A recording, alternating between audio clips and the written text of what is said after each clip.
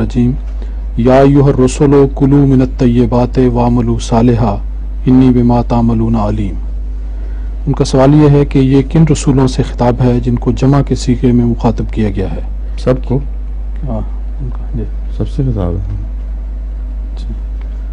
یہ پوچھنا چاہتے تھے کہ کیا سابقہ انبیاء مراد ہیں یا آئندہ کی طرف اشارہ ہے؟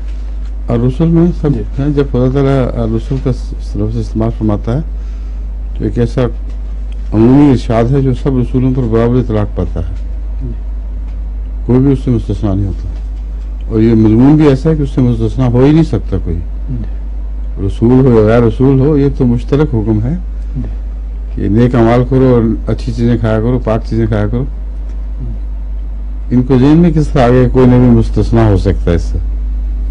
کسی کو یہ بھی حکم ہو سکتا ہے کہ پاک چیزیں بے شک نہ کھایا کرو، یا پاک چیزیں نہ کھایا کرو کہنا چاہیے، ٹھیک ہے۔